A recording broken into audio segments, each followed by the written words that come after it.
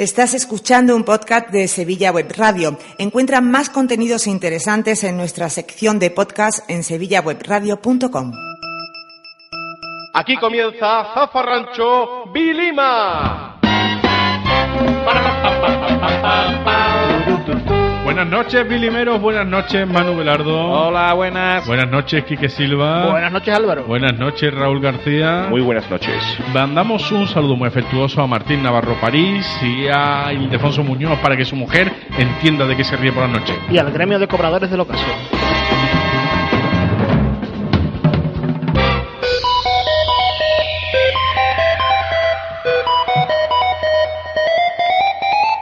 En Zafarrancho Vilima, Mundo Futuro. Y en este mundo futuro de hoy, Quique, nos traes un invento que venía para quedarse, pero no. para quedarse con nosotros. A ver, ¿de qué nos hablas? El Laserdisc, tío. el Laserdisc. El Laserdisc inventazo, ¿eh? Qué engaño, qué engaño. ¿Cuántas personas de las que nos están escuchando ahora mismo, que por cierto pueden participar con nosotros a través de Twitter, @VilimaSevilla, y también en Facebook, con el grupo de Facebook que hemos hecho, Zafarrancho Vilima, ¿cuántas crees tú que conocen el Laserdisc? Porque... Hombre, conocer yo creo que sí. Invento desconocido. Hombre, pero yo creo que el tipo de oyente de Zafarrancho y Lima conoce el Laserdisc. Sí. Pero yo, por ejemplo, hasta hace 2 minutos, nada más que conocí a una persona que tenía un Laserdisc. Ahora ya conoces dos. Dos. Sí, sí. Y uno de ellos lo tenemos aquí. Yo tengo un Laserdisc. Y pido perdón por ello. Y lo usas, pero te llegaste a comprar discos. No. Bueno, ese Laserdisc también he de decir que yo lo tengo a posteriori, ¿eh? Yo lo tengo ya cuando estaba... Te lo compraste en el jueves, ¿no? Me lo regalaron, o sea, ahora me lo regalaron con una colección de discos muy ecléctica. Bueno, Quique, ilústranos sobre el Laserdisc. Bueno, lo primero es que no es tan nuevo, no es tan de los 80 ni del principio de los 90 como pensamos, porque el primer Laserdisc se vende en 1978. En 1978. Y en ese momento se llamaba Discovisión. Vale, le cambiaron el nombre después. Pero se enchufaba a un televisor normal. Sí, vamos. O sea, que decir, era una revolución visual, pero lo seguías poniendo en un Telefunken, vamos. Pero claro, en España... No, el 78 fue en Estados Unidos. Exactamente. De hecho, se empieza el primer Laserdisc, el primer disco con una película que se vende en el mundo es Tiburón. Es cuando sacaron Tiburón a la venta, tanto en VHS como... ya está, beta. pues para lanzar este Discovisión sacaron también Tiburón. ¿Qué marca lo saca? Bueno, la patente es de una empresa que se llama MCA, que significa Music Corporation of America, y Philips, ¿vale? Pero la patente es de MCA. Vale. A posteriori, la mayoría de las acciones la compra Pioneer. Claro, yo es que a mí me sonaba de Pioneer. Y es Pioneer la que le da el impulso. Aquí en España llega ya bajo la mano de Pioneer. De Pioneer. Que hasta entonces lo más que conocíamos de Pioneer era un radiocassette extraíble. Bueno, yo tengo una cadena de música. IFI. Sí. De esta de que va por módulo. Por módulo, que es Pioneer. Sí, señor. Bueno, el disco tenía el tamaño de un vinilo. ¿Vale? Sí. Pero al igual que el vinilo, tenía 2 caras. Bien. ¿Vale? Es decir, eso eran como 2 discos de aluminio que estaban recubiertos por un plástico. Pero lo más gracioso es que yo, hasta que no me estaba preparando esto, no me he dado cuenta, porque ya os digo, yo tenía un amigo que lo tenía y tampoco que lo utilizáramos mucho, porque no había pornos para ello. Pero claro, ¿vale? El porno lo dinamiza todo. Claro. Y entonces lo que he visto es que para empezar había como 2 formatos, ¿vale? Igual que los DVD más R, menos R y tal. Que nunca he sabido... Yo tampoco lo sé muy bien. Pero aquí también había 2 formatos, que era el CLV y el CAV. ¿Vale? Uno tenía la velocidad angular constante y otro variable. Historia. Varia. ¿Quién no ha oído hablar de la velocidad angular? Bueno, pues el CLV traía aire acondicionado, ¿no? Sí. El de balones eléctricos. El CLV era Sport. Bueno, pues el CAV solamente tenía 30 minutos por cara. Bien. Bien. O sea, 30 minutos por cada una horita. Una horita. ¿Qué película dura una hora? ¿Verdad? Tiene que- disco doble para una película. Tiburón no entraba ahí. ¿Cómo para empezar? No. Pero el Festival de Mortadelo y Filemón sí, Sí, por ejemplo. claro. Y el CLV tenía 60 minutos por cara, que depende de la película, entraba o no entraba. No, por ejemplo, ninguna de la Guerra de las Galaxias, quitando la primera, Entraba. entraba. Ninguna de Scorsese. Por ejemplo. Claro, el Padrino ninguna, ¿no? Para la colección entera del Padrino tiene que ser una estantería nueva. Ninguna de temática bíblica. Por ejemplo, o sea, las sandalias del pescador, no. No apestaban a las sandalias del pescador. Entonces, por ejemplo, si los 10 mandamientos venía en el formato VHS... ¿Te quedabas en No Matarás? No, en 2 cintas. ¿Y entonces qué haría falta en Laserdisc? 4 Laserdisc. Era un Laserdisc por mandamiento. Y una mochila, te regalaban la mochila. Era una cartera perona. además de todo. Ahora que habéis comentado lo de Star Wars, el episodio 1, La amenaza fantasma, se llegó a editar en Laserdisc Sí. en 1999. No me lo puedo creer. O sea, el episodio 1, digamos que es, para mi época, es la cuarta parte. la ¿no? cuarta parte. Vale, Bueno, yo soy de los de la la... que se hizo en el 99. Vale. Efectivamente, ¿vale? O sea, esa ya venía, esa vino en Laserdisc. El Laserdisc murió en todos lados, menos en Japón, Ajá. ¿vale? O sea, en Japón Porque estaba subvencionado por el Estado. no es que estuvieran subvencionados, sino que Estaba el observatorio del láser. el problema del Laserdisc era que el reproductor era muy caro. Ah, vale. Vale, O sea, que ahí claro. lo que costaba pasta era el reproductor. Era el reproductor. Que era como un DVD, ¿no? ¿Cómo era? Sí, pero Pero más grande. Sí, vamos, era de ese estilo. O sea, vamos, sí, como- salía, Pero, salía la bandeja. metía- Exactamente, salía, o se ponía como los discos de vinilo o salía la bandeja. Yo he visto los dos modelos que tenía. Una grúa. Con la aguja también. Cuando metía el disco, sí, como la grúa cuando da marcha atrás, pi, y así sonaba. El que tenía mi amigo que os he comentado era de los que se metía. Vale, como, vale. como en los Sí, como la radiocassettes, bandeja, ¿no? Sí. pero lo habitual era la típica bandeja que salía, metías el, yo no sé el que tiene Fidel de qué tipo es. De bandeja. De bandeja, ¿no? De bandeja. Vale, entonces lo tenéis. Pero una pregunta, Quique, déjame. ¿Qué es lo que se comercializaba con la serie? ¿Solo películas? No, O sea, tú por ejemplo, te podías comprar el último disco de Duran Duran en. hubo mucha música que se editó. Pero ya era en la videoclips, serie. ¿o qué te ponían, Sí, o qué? sí, o fotografías con música, con la música de fondo. Oye, pistiño, ¿no? Y al escuchar tú por los altavoces de un Telefunken. Que habían 54.000 fotogramas en un... Que eso es una cosa buena que tenía. De hecho, una cosa curiosa. ¿Os acordáis, os sabéis o conocéis la famosa leyenda urbana, o no, que no lo es, ya os digo, de que en ¿Quién engañó a Roger Rabbit? Hay un momento en la que Jessica Rabbit se le ve la ropa interior. Sí, es Cuando cierto, tienen es un cierto. accidente con un coche, Que se le ve la ropa interior.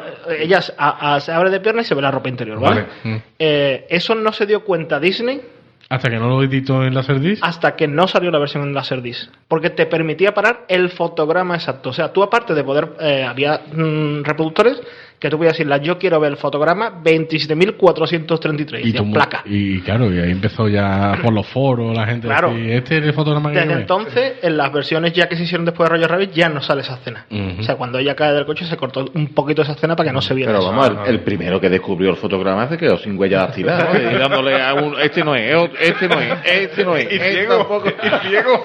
Princesa. No, es que también tenían mucho, que eso lo hacían los que eran CAV, lo podían hacer los discos, que podías pasar a cámara lenta, hacia atrás, hacia Ya. adelante, fotograma. Una pregunta, Quique. ¿La definición de un Laserdisc cuál era? O sea, como la de un DVD. O sea, en cuanto a la No, definición. Es decir, no, ¿qué ¿tú cómo conectabas un Laserdisc a una tele? ¿Por cable de antena coaxial? ¿Por euroconector? El que yo conocí era por Euroconector. Yo Por no sé cómo el Euroconector. de Fidel, Euroconector, ¿no? Por Euroconector. Por Euroconector. O sea, definición. A ver, el patética, el ¿no? VHS tenía una definición oficial de 240, Sí. ¿vale? Esto fue la revolución. 400. Ahí lo Yo, lleva. 400 líneas. Ahí lo lleva, No. Lo petándolo, ¿eh? Lo petándolo. Después, O sea, el DVD entonces era. claro, y de todas maneras, después sí es verdad que el Laserdisc tuvo ya un poco más de vida, pero ya mucho más en el ámbito profesional que en el ámbito... Le pasó una cosa parecida realmente a lo que le pasó al minidisc. Que el minidisc era un buen formato que al final quedó para el ámbito profesional, no quedó Sí, para, cierto, sí. para el ámbito... ¿Y cómo se vendía? ¿Qué? Perdona. Porque yo tengo un amigo que lo tuvo, mi amigo Fernando lo tuvo, que puerta con puerta, pared con pared, y era como una especie de hot cinema con lo que le vendieron, pero le vendieron un pack del reproductor, digamos, con un sinfín de películas, hace un montón de películas. Entonces, ¿aquello se vendía como un pack con películas o había simplemente comprar y después comprar las películas sueltas? Normalmente aquí yo me acuerdo cuando lo veía en el Corte Inglés, normalmente con el reproductor te daban ya un pack de películas, 2 o 3 películas. Había una que era de cosas del espacio, de imágenes espaciales, eso era muy clásico, con música clásica de fondo. Hombre. ¿Vale? Pero el coñazo era ese, es que mínimo, o sea, te tenías que levantar mínimo a darle la vuelta al disco. Era igual ver una película de la SETI que poner un pollo al horno. O sea, tenía que estar vendiendo. Voy a poner un pollo al horno y voy a poner una película. Y más o menos cuando suene el timbre del pollo voy a darle la vuelta. Revisando los foros resulta que una de las cosas que dice por lo que realmente no llegó a triunfar es porque nunca sacaron, aunque no es verdad que nunca, pero no lo mismo, lo sacaron por el ámbito profesional. Porno en la Eso quiere decir porno, porque no hubo películas porno. Un aparato que grabara. Claro. Bueno, tampoco sacaron un DVD hasta... Claro, pero en aquella época ya ese con este aparato se podía, con este formato se podía hacer. Y no llega, sí existe en el ámbito profesional, sí existe, ¿vale? Pero estamos lo mismo, ya lo fueron mejorando. Después donde tuvo mucha salida, también por eso en Japón tuvo mucho triunfo. Tuvo mucha salida en el mundo del karaoke.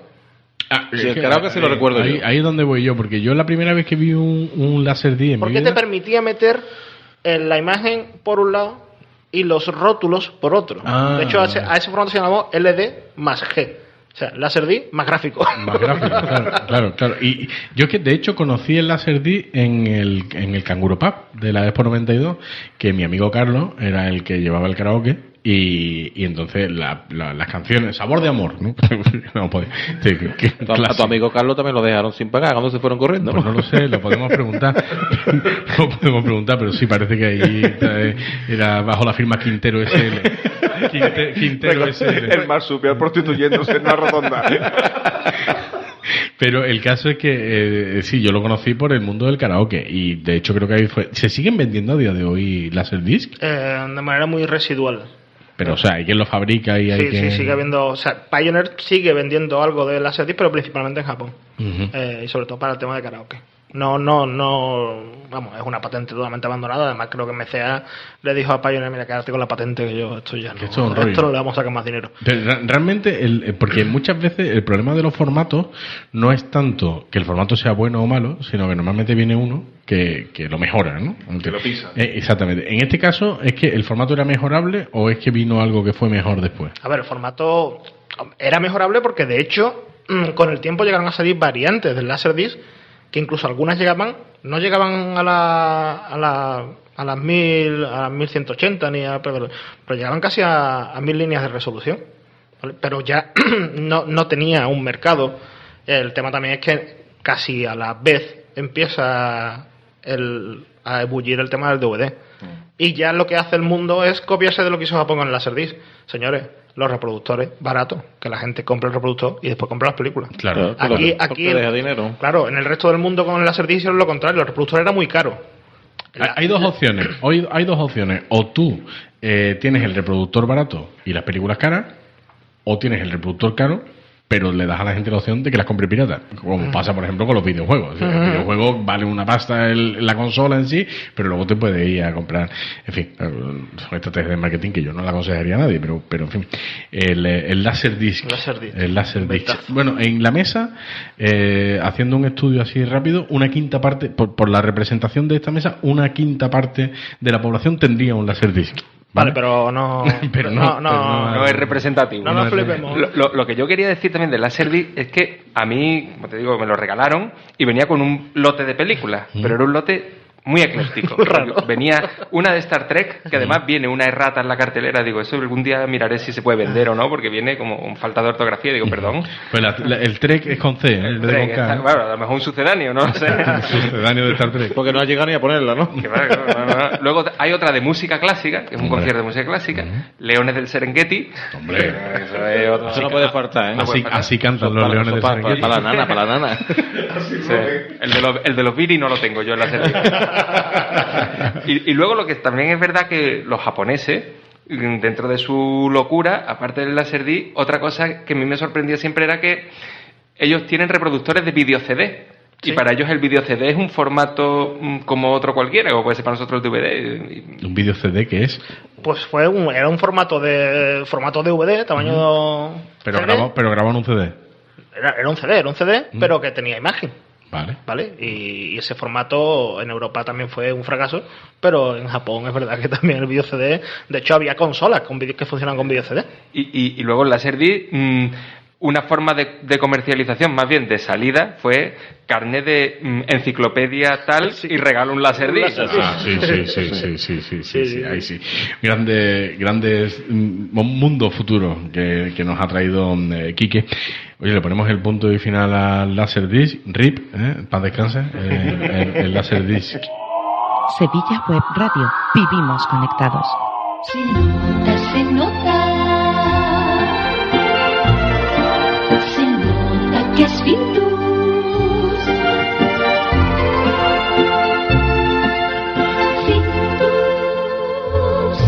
Se nota que es Virtus. Qué bien, qué bien. Hoy comemos con Isabel. Son para ti, zumos PBI, con todo su sabor tienes para elegir. Naranja, manzana, piña y melocotón. Zumos PBI, zumo natural, zumos PBI, fruta en cantidad. Puro zumo, todo fruta. Así te gusta más, lista para tomar. La fruta es para ti, zumos PBI. Zumos PBI, zumos PBI. Sevilla Web Radio. Vivimos conectados. En Zafarrancho Vilima, el mundo del motor.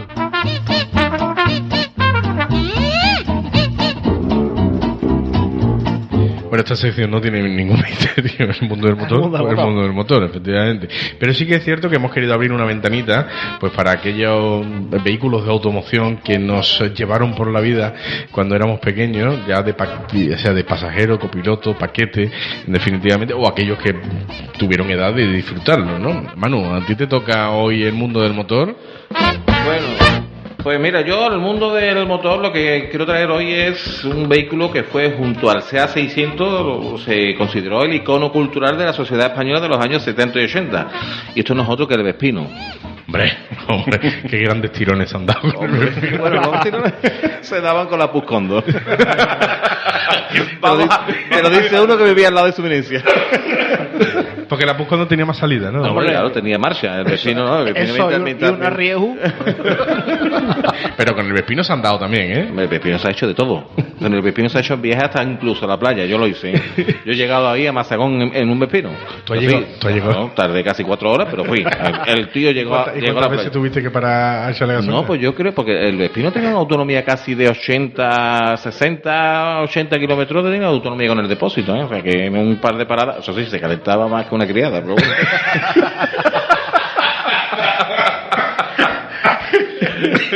Bueno, ¿desde qué año es el primer Vespino, mano? Mira, el Vespino nace el 19 de febrero de 1968. Se diseña y se fabrica íntegramente por la casa Motovespa en las instalaciones de Madrid, o sea, auténticamente nacional, que ahí no hay ninguna... O sea, producción. el Vespino no es italiano. No, es nacional 100%, fabricado y diseñado en una fábrica de Madrid. No salió de ahí. El Vespino y el jamón serrano, más o menos una cosa igual. Por favor. El Vespino llega a ser líder de venta durante los 32 años que estuvo en la cadena de montaje. O sea, se estuvo en 32 años hasta el año 2000 y durante todos los años fue el líder de ventas. ¿Eh? El Vespino era una máquina. Llegó a ser el vehículo más usado por toda la juventud. Que no, bueno, yo en mi caso yo lo tuve. Yo tuve un Vespino. Yo no es que no tenía moto. Yo en verano una Maxi Puch en la casa de mi... ¿Tú has tenido una Maxi Puch? No, yo no, mi tío, pero allí Pero te dejaba cogerla, ¿no? Pero era comunitaria, ¿no? De Remanguillé, me dejaba coger de Remanguillé. Yo tuve 2 Vespinos además en simultáneo, porque mi padre tenía 2 y a libre disposición de todo el que viviera en casa. En mi casa hubo 2, que yo me Pero dos al mismo tiempo. Sí, de mía y de mi hermano. Yo me he criado, no sé si alguno conocía las casitas de Juan 23, casitas de 2 plantas, y yo recuerdo por las noches se metían los 2 vespinos en el salón de la casa, con 6 personas allí para cenar, para todo. Con un cartón para que no goteara. Exactamente, para el goteo. 2 vespinos que yo hoy en día, bueno, yo le diría a mi mujer hoy en día que mete la moto dentro porque dejarla fuera era cuestión de perderle el cariño. Exactamente, ¿no? Dejarla fuera en Juan 23 era como dejar un caramelo en la puerta del colegio. Pero yo tuve 2 que coexistieron en el mismo, un GL y un ALX. El GL muy antiguo, de los 70 o por ahí, y el ALX más modernete, de los años 89 por ahí, con su pedazo de intermitente. Sí, en blanco, los dos. Hay una característica del Vespino que no llegó solamente a utilizarse aquí o a venderse aquí en España, se llegó a exportar a varios países. Se llegó a exportar incluso a Francia, Reino Unido, Alemania, Marruecos y a Colombia y a Chile, con una peculiaridad. Es que en esos 2 modelos se mandaron con el motor de 65 centímetros cúbicos en lugar de... Es que por lo visto la normativa que había en esos aquí países... Era de 49. Aquí era de 49, pero la normativa en esos 2 países, tanto en Colombia como en Chile, decía que tenía que ser de 65 centímetros cúbicos. Y es lo que mandaron, se fabricaron expresamente para esos 2 modelos. ¿Pero ese fue el que llevaba Sebastián Guevara? Sebastián. El Che Guevara. Sebastián Guevara. No, como el típico viaje que hizo en motocicleta. Pues no sé, yo sí llevaría el Vespino. Parecía una Vespa. No, una Vespa sí, pero yo... Una Vespino, vamos, no sé si el Vespino no lo habría llegado ni a salir de Bolivia. Los modelos siempre han ido cambiando, ¿eh? Yo no sé cuál es el modelo que tenéis ustedes que recordáis, los normales, pero hubo yo mucho, mira, yo conozco el GL. Yo tengo que decir que de hecho no sabía que existía más de un modelo. Sí. Pero no coexistieron. Es decir, existieron muchos modelos, pero porque iba cambiando el Vespino con el paso de los años. Pero como que no coexistieron. ¿Qué pasa? ¿Con el nuevo tenía que tirar bien? Coexistieron en venta. Vale. Mira, el primer modelo del año 68, que era lo de la clase L, eso no lo hemos... Yo por lo menos no recuerdo, se ven en algunas imágenes antiguas. Eran unos modelos que llevaban el asiento para un solo control. Sí, pero eso lo he visto yo. Una sola persona. Luego ya en el año 69 ya empezaron a fabricarse con el asiento para 2 personas. Ojo, que la normativa... uno de culo gordo. Exactamente. Pero que la normativa no te dejaba... O para llevar a la parienta al Amazonas. Sí, exactamente. O para llevarlo a la venta Andalucía. Cristina Almeida tenía una para allá sola. Pero que yo siempre me preguntaba, ¿para qué pusieron un asiento para 2 personas cuando la normativa no te dejaba allí 2 personas en un ciclomotor? O sea, que te hubo un tiempo que sí dejaban 2 personas, pero las 2 con casco por lo menos. Sí, bueno, pero eso sería, no te lo dejaban ni con casco. Cuando ya llegó la normativa de los cascos, si iban 2 personas y con el casco te lo podías, pero la normativa decía que 2 personas en un ciclomotor estaba totalmente prohibido. Yo recuerdo eso, que no podías ir de paquete por eso mismo, y daba igual el casco y nada, no puedes ir de paquete hasta que ya cambiara la normativa y ya pues sí lo permitirían. Pero yo creo que no llegaron ni a cambiar la normativa, sino que te lo dejaban pasar. Con el hecho de que llevaran los 2 el casco, pues te lo dejaban pasar, pero si te cogía algún... Ese fue entonces el G. Ese fue el G. Luego había bastantes modelos, ¿no? Te digo, en los 70 hubo un modelo que yo creo que ninguno, o casi nadie, hemos conocido, que era el modelo Rally. No, ese no lo he conocido yo. Pues bueno, el modelo Rally nació en el Vespino 70. Rally, sí, Vespino modelo Rally. Y lo único, la peculiaridad que tenía es que el depósito de la gasolina no iba debajo a los pies, al lado de los pedales, como lo normal, lo llevaba arriba, o sea, entre el asiento y el manillar es donde llevaba el depósito. Y además era un depósito que cabía casi 6,5 litros, por lo tanto duplicaba la autonomía del Vespino. Sí, porque un Vespino le cabían unos 3 litros. 3 litros. 20 pavos. 20 pavos la gasolina. 20 calas. 20 calas. 100 calas, perdón, 100 calas. 100 calas. Pues ya te digo, en el año 70 se lanza el modelo Rally. Luego han ido llegando el modelo GL, que era el modelo gran lujo. Ese lo tuve yo. El modelo GS, que era igual que el GL, pero ya se le incorporaban los intermitentes, que al principio no llevaban intermitentes. Y tenía que ir el tío sacando la mano, si se acordáis. La mano abajo, la mano abajo para girar a la izquierda y la mano haciendo una L para girar a la derecha. Sí, efectivamente. Y luego ha habido grandes modelos, o sea, llegamos a los más modernos, fueron los modelos AL y ALX. El AL no llevaba intermitente y el ALX sí. Exactamente, y además ese es el que tuve yo. Y ese solamente lo habían 3 colores, negro, rojo y blanco. Exactamente. Pero se te ha olvidado, bueno, que yo sé que lo tienes ahí apuntado, pero lo voy a meter porque había un modelo que era el Super Comfort, que ese era precioso, ese es el que más me ha gustado a mí, y ese lo llevaba Andrés Pajares en el Currante. ¿Habéis visto el Currante? Sí, pero del modelo de la moto el modelo de la moto es un Vespino Super Comfort, que además tenía la curiosidad en ese modelo, y entonces, yo no sé si sabéis que el puño izquierdo del Vespino tenía solo 2 posiciones, una en la que iba el motor enganchado y otra en la que le podías dar tú a los pedales, ya no llevaba el motor. Pues claro, si tú movías eso, se movía también el retrovisor. Bueno, ya en mi época yo tuve el que tenía el retrovisor fijo en la amarilla, no se te movía. Yo tuve una curiosidad, una anécdota bastante curiosa con lo de que te lo he contado alguna que otra vez, con lo del Vespino de los pedales. El Vespino cuando se quedaba sin gasolina, si tú atinabas rápido a mover la llave del depósito, a ponerlo en reserva, el Vespino respondía y seguía. Pero si no, se te paraba. Y luego te costaba muchísimo. O sea, tú le cambias la llave, lo ponías en reserva, pero te costaba mucho trabajo de arrancarlo. Y yo recuerdo una noche por la carretera Suminencia, a la altura de lo que se le conoce por Las Vegas, ¿no? En las 3.000 viviendas, se me vino abajo, que estaba tieso, como normal, y se me vino abajo. Y no atiné a cambiar la llave rápido. Y no había manera de... La moto se me para a las 2:30 de la mañana en la carretera Suminencia. La única salida que era tenerla era ponerla a pedales. Yo creo que a pedales llegué antes que se hubiera ido motor. Yo creo que superó los 80 kilómetros dándole a los pedales. Sí, que porque pesaba mucho, ¿eh? Pero los primeros modelos sí son los que pesaban mucho, porque los primeros modelos, si los recordáis, algunos decir que pesaba eran mucho. Metálicos. O sea, que pesaba mucho, es decir, que tú le podías dar los pedales, pero que costaba una Pero con los antiguos eran todos metálicos. Ya luego, a partir de los años 80, empezaron a hacerlo ya de pasta. Que tú le ibas a poner la pata de cabra que se le llamaba y se te volcaba y te destrozaba media moto. Vamos, tenías que cambiarle media moto. Había uno que era el Start, que ya incorporaba el arranque automático en un botón rojo, que arrancaba, que ya no tenías tú que darle a los pedales para arrancarlo. Además, se arrancaban apretando la pestañita que había en el mando derecho, un pistón, y lo tenías que soltar a la misma vez que le estabas dando al pedal. Curioso. Para mí, Vespino, la mejor moto utilitaria que se ha diseñado en la vida. Consumía poco, era ágil, era muy rápido, era fantástico. Tenía dos problemas, básicamente, que criaba perlas. Quería perla en la bujía y eso te jodía una noche entera, eso te jodía. Como te cogiera perla en la bujía ya no arrancaba ni para tres. Y luego que era fácilmente pinchable, pinchaba mucho el Vespino.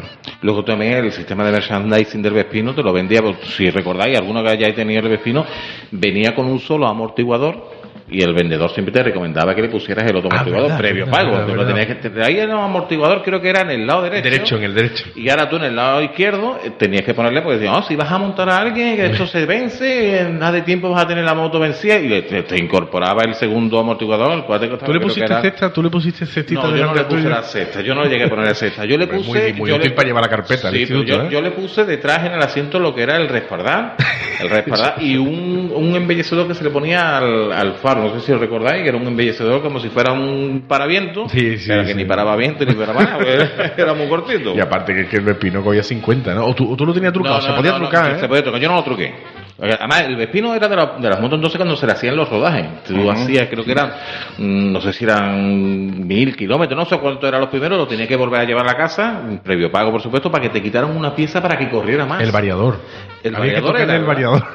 14.000 pelas me costó. 14.000 pelas, yo te digo, previo pago te cambiaban para que la moto corriera un poquito más. Oye, ¿tú cómo amarrabas el Vespino? Porque mi padre era de cadena. Yo de pitón. Tú de pitón. Pero es que la pitón, por lo visto, tenía su... Bueno, el pitón que te regalaban era el más malo del mundo. Eso te lo abría cualquiera con la llave de la conserva, ¿no? Eso se te abría con nada. Con la típica llave esta de abre conserva. Eso. Pero tú eras de pitón, ¿no? ¿Y la pitón cogida al sillín por debajo? Sí, por supuesto. O bien 2 o 3 motos cuando salías por la noche, o a varias motos y... O a un árbol. Eso sí, y además, si íbamos 4 motos, los 4 pitones cogían a 4 ruedas. Si había uno que se demoraba en la salida, los otros 3 teníamos que estar esperando que saliera, porque tenían las llaves. Oye, que yo no ligue que no tenemos que ir ya, ¿vamos?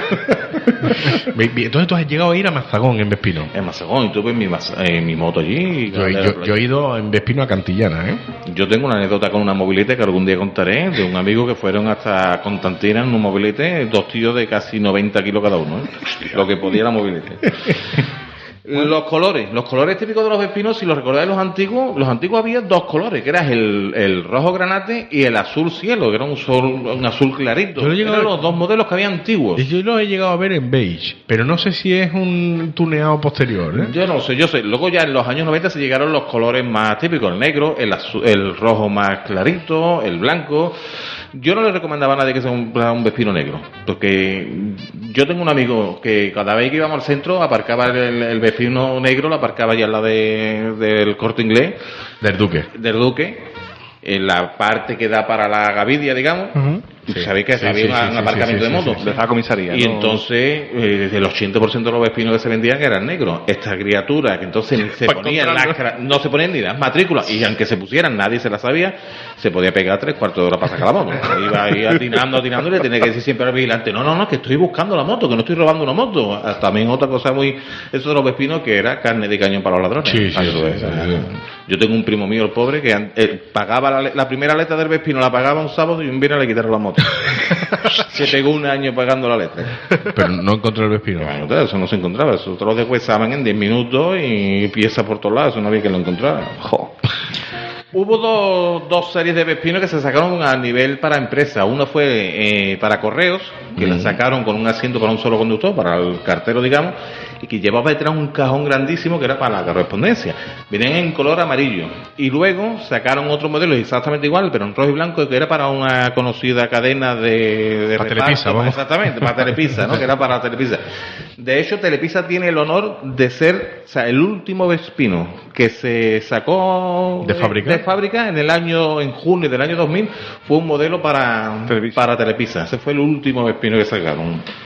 Yo creo que Dani Pedrosa y esta gente deberían de empezar a correr en MotoGP con un vespino, tío. Pues ahora que lo dice, hay bastantes foros y bastantes grupos de personas en las que hacen una vez al año concentraciones, paseos, carreras y todo de vespino. Le llaman vespinadas.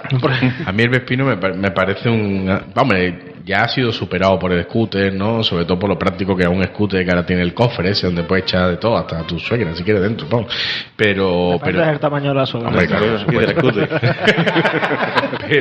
pero a mí el vespino me parece, el utilitario, ¿cuánto puede consumir un vespino? Si un depósito de un vespino te puede hacer eso, 80 kilómetros y son 3 litros. 3 litros de los de entonces. 3 euros. Estábamos hablando, 3 euros de hoy en día. Y te haces 80 kilómetros. Y yo hay una duda que no sé si alguno de ustedes me podéis ayudar a resolverla. Venga. Que si llegó a existir el vespino rural. ¿Vespino rural? Os voy a decir porque yo he viajado mucho, por mi trabajo he viajado mucho por los pueblos, sobre todo los de interior, ¿no? De aquí de la provincia. Y yo en todos los pueblos que he ido me he encontrado el vespino siempre igual, del color, el modelo que sea, pero siempre ha llevado detrás el cajón de fruta, el cajón de plástico de frutas navas, frutas pepe, agarrado con un pulpo de estos metálicos, elástico. Y siempre uno con jaramaco, otro con espárragos, o sea. Entonces, ¿se vendía de serie el vespino rural o lo tuneaban en los pueblos? Yo creo que era un acabado que vamos, lo que igual que el amortiguado. O sea, ¿usted dónde? Yo soy de las Navas. Yo creo que era, ¿no? Yo creo que 10 vespinos para las Navas de la concesión, sí, con 10 cajones de fruta. Era un acabado tipo AMG en Mercedes. Exactamente. De hecho, hoy en día los pocos vespinos que se suelen ver en funcionamiento son en los pueblos, En los pueblos, además siempre son de gente bastante mayor, que tú sabes que con el vespino no han pasado de 30 y bueno, lo jubilará y siempre magnífico, Manu, nos has traído una cantidad de recuerdos y tú te has montado un vespino conmigo, ¿no, Raúl? En alguna otra vez yo creo que sí. ¿Algún vespino te has montado tú? Yo tuve el mío, en alguno de los dos que tenía, apoderado. No eran míos, estaban en mi casa, eran dos, para libre disposición. Uso comunitario. Sí, exactamente. Mi casa una multipropiedad, ¿sabes? Uno negro de que era de mi hermano Marco y el mío que era rojo. Yo lo compré rojo para eso, para distinguirlo un poquito, porque entonces casi todo el mundo era negro. El blanco no me gustaba, era demasiado sucio. Pero el rojo, yo me compré el rojo con todas mis pegatinas y todas mis cosas. ¿A quién no le ha ayudado el vespino a llevarse un lique? Hombre, por favor, qué bonito el vespino.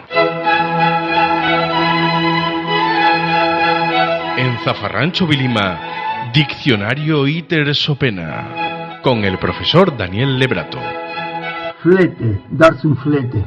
Darse un flete lo mismo significa un aseo poco meticuloso que un lavado a fondo o que un apaño sexual entre dos que se entienden en un momento más o menos como para salir del paso. El origen de todo son palabras francesas, holandesas, del comercio marítimo internacional. Pagar un flete, fletar un barco. Todo tiene que ver con el transporte marítimo de mercancías. De ahí pasó al caballo fácil de montar y aquellos tiempos. También a las mujeres más o menos fáciles de montar, pobreticas. Todavía hoy en Cuba a las jineteras se les llama fleteras. En fin, nosotros libres de andar en fletes, fletemos lo que fletemos, que ustedes lo fleten bien. Darse un flete, magnífica expresión que nos trae el profesor Lebrato, francamente en desuso, yo, o al menos yo la escucho poco, en todas y cada una de sus acepciones, aunque es cierto que en la sexual yo aún la sigo escuchando, pero en la higiénica no tanto. Pues yo la sexual, la verdad es que esa acepción no la conocía. Sí, me das un flete, estaban los dos dándose un flete, hombre. Yo normalmente conocía más la de darse un lavadito rápido, porque si no, directamente yo decía darse el filete. Darse el filete. Claro, pero es que lo del filete y lo del fletán, y en fritán también. Pero yo sí me coincido con Raúl, yo me voy más al tema higiénico, ¿no? Y fijaos que dice el profesor Lebrato, dice, el darse un flete lo mismo puede ser un baño poco meticuloso que puede ser un baño a fondo. Fijaos que yo tengo mi propia definición, por supuesto respetando muchísimo la palabra del profesor Lebrato sobre darse un flete. Para mi gusto, un flete es un baño intenso, pero que no ocupa todas las partes del cuerpo. Es decir, el flete se da básicamente en lavabo y bidé. Ajá. Y entonces el flete es de manopla en axila y en lo que viene siendo la parte del lavabo, y luego en el bidé pues toda la lo que se conoce como el lavado checo, ¿no? El baño checo. Puede opcionalmente, dependiendo ya de lo guarro que sea la persona en cuestión, incluir también los pies. O sea, ya me doy. Es que yo iba a eso. Para mí eso es el ¿Para ti das un flete qué? El baño del guarro. El baño del guarro es el flete. Yo date un flete porque ya es necesario. Sí, esto ya huele. Es que lleva un viaje de mosca detrás. ¿Vamos? Entonces el flete es el aseo rápido, sobre todo íntimo, ¿no? Pero bueno, íntimo de cualquier hombre, de los pies. Bueno, hay alguno que tiene que decir yo, o te corta los pies, te da un flete. No, el pasarí del paso, ¿no? Sí. Y yo, un fletito porque es que el flete uno se lo da primero por perentorio, efectivamente, o sea, es decir, urge, y por falta de tiempo. Es así. Es decir, es urgente e importante al mismo tiempo, a la par que escaso. Es decir, y yo he quedado a las 4, no me voy a dar un flete. Exactamente, esa es la rápida, ¿no? Me voy a dar un flete. Luego no sé si estaréis de acuerdo conmigo en que el flete es más de verano que de invierno. Sí, estoy de acuerdo. ¿Estás de acuerdo? Porque claro, en verano se suda mucho y no te va a pegar 5 o 6 duchas. Pero mira, yo tengo la teoría. Por ejemplo, cuando uno habla en sí mismo, cuando me voy a dar un flete, es por la rapidez. Vámonos que vemos que me voy a dar un flete un momentillo. Cuando te lo dice alguien es porque eres un guarro. Y yo date un flete que no pegamos canta. Y también cuando te ha salido un golondrino en el sobaco. Pero también y te han puesto un comedero.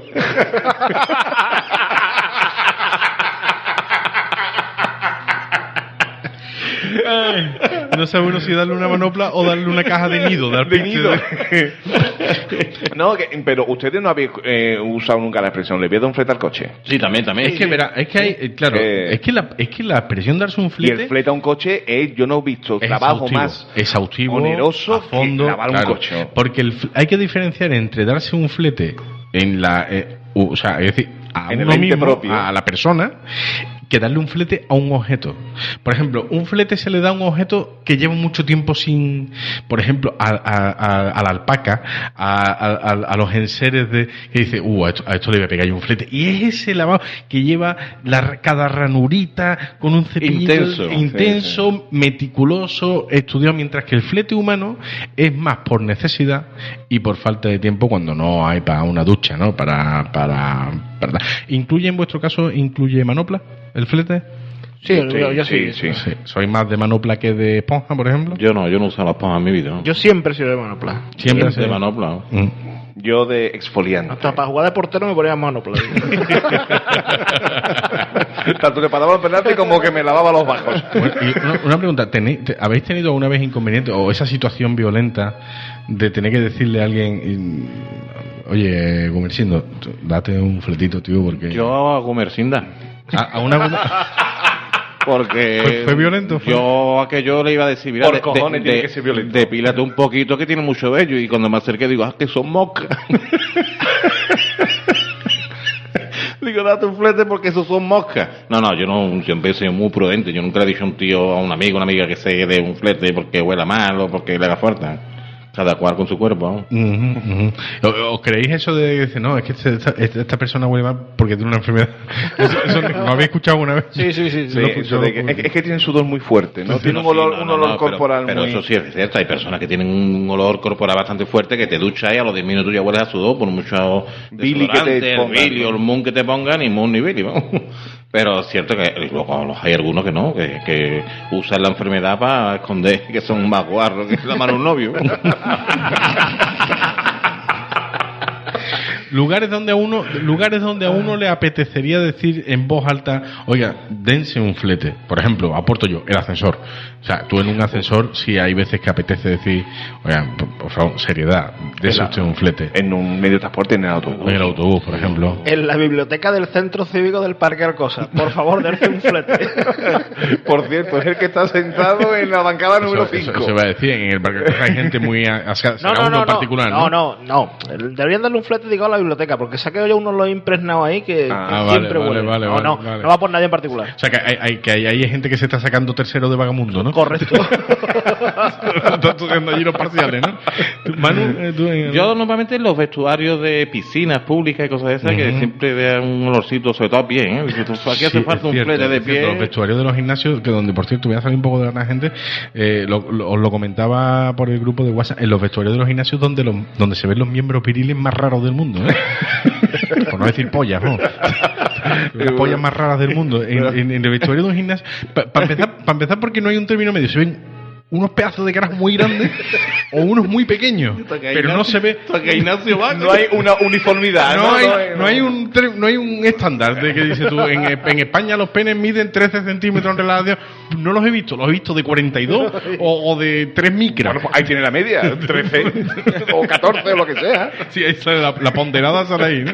La ponderada. Bueno, en fin, en los vestuarios de los gimnasios también es cierto que, bueno, y tú vas a jugar al fútbol. Bueno, eso, cuando tú vas en compañía de 16, 17 amigos o compañeros de equipo, eso es horroroso. Ahí no hay de todo. Hay el que necesita el flete en los pies, el que hay que echarle perlitas en el cañón de la peste, porque no hay manera de limpiarlo. El intento que mejor limpiarlo, echarle perlitas y lo tapa todo. Los vestuarios del rugby también son muy duros, ¿eh? Sí, ¿no? Hostia, muy duro, todo muy duro. Pero claro, en el vestuario se supone que no debe, porque claro, ya en el vestuario uno se está duchando, ¿no? No, se ducha después de hacer el partido o el entrenamiento, pero cuando tú vienes y te toca jugar un partido a las 5 de la tarde, donde sea, y llega el tío, y 2 horas de viaje en autocar o lo que sea. ¿Es verdad que hay delanteros que marcan muchos goles porque no hay nadie que tenga cojones de hacerle un marcaje por no estar al lado de él? Yo tenía un compañero mío que le metió una vez un gol y lo que sé, yo me abracé a él y echó un tufo por la boca que tuve hasta que pedir el cambio. Lo que a mí me echó, era como el bicho de Alien, vamos, me echó el aliento, joder, vamos, te digo que tuve que pedir el cambio. ¿Cómo la pistaba al tío? Te entraron ganas de pedir que la anulara en el gol, ¿no? Yo le decía, expulsa lo que no ve como pesta. Bueno, el mundo del flete, darse un flete a uno mismo, ya sabéis, baño muy meticuloso, aunque no abarca todas las partes del cuerpo, y cuando es un objeto, pues sí, estamos hablando de una higiene, una limpieza exhaustiva. Darse un flete.